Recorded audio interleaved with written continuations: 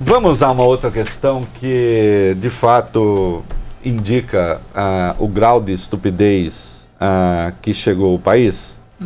CCJ na Câmara, vamos lá.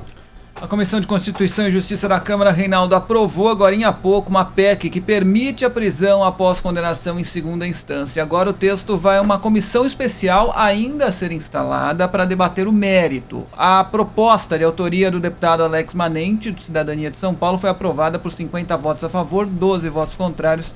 A comissão tem 66 titulares. Até onde sei, essa é a proposta do Alex Manente, é aquela que muda os artigos 102 e 105... da Constituição, né? Mudando as atribuições. Então, tem coisa no Senado e na Câmara acontecendo. Na Câmara é uma coisa, no Senado é outra. Da Câmara provavelmente vai acabar triunfando do Senado.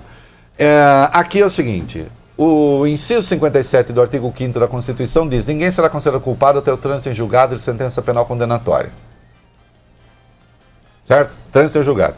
Aí o que quer o Alex Manente? O Alex Manente quer fazer como eu brinquei com ontem o Vólio Bene, que estava aqui, que recitou Julieta, brilhantemente, demonstrando o que o teatro está perdendo. Sem dúvida. Sacaneando o Vólio Bene.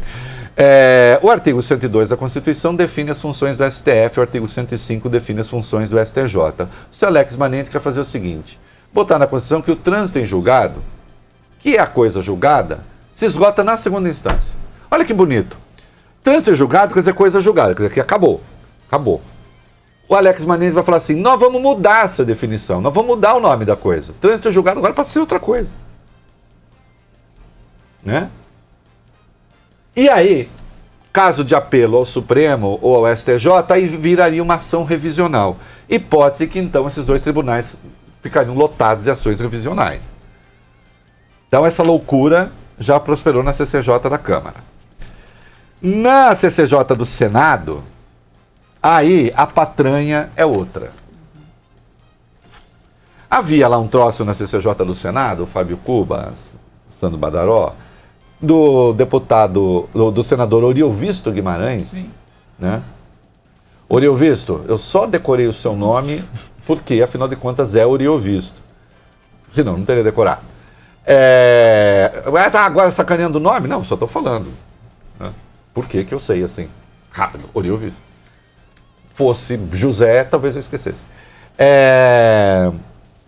Ele quer, aí ele já queria o seguinte: não vamos mudar nem o 102 nem o 105, vamos mudar o artigo 93, que é do Estatuto da Magistratura. Também definido que o trânsito julgado se dá na segunda instância e acabou. E aí, no caso do Oriovisto, seria maravilhoso. E também do Manente, né? Porque, então, o artigo 5º diria uma coisa e o 93 outra. No caso do Manente também, o 102 e 105 diz uma coisa e o 5º outra. Aí acharam, não, vai ser difícil, cláusula pétrea. Aí o Moro resolveu entrar na brincadeira. Aí um grupo de senadores foi até o Moro. Né? A Simone Tebet, presidente da CCJ, o Álvaro Dias, né?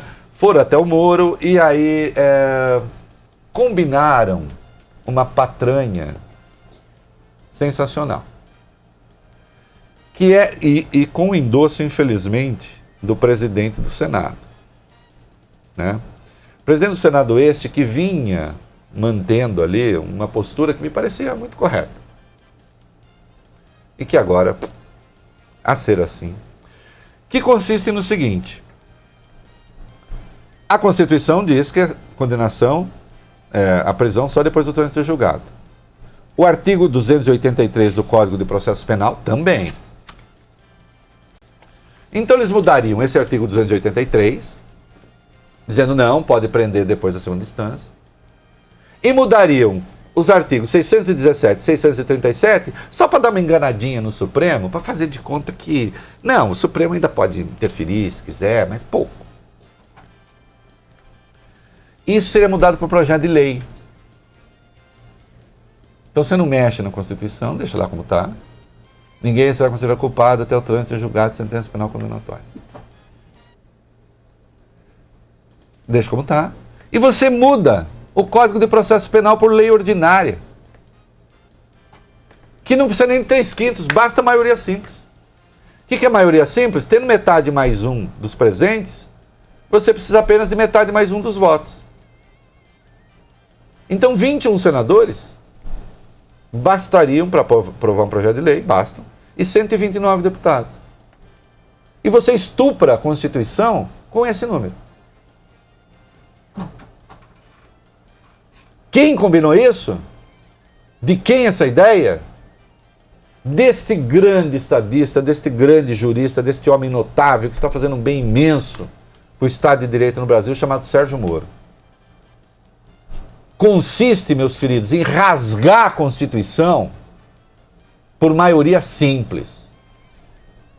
E, infelizmente, se essa porcaria prosperar, é claro que as pessoas vão ao Supremo com uma ação direta de inconstitucionalidade, dizendo que isso é inconstitucional.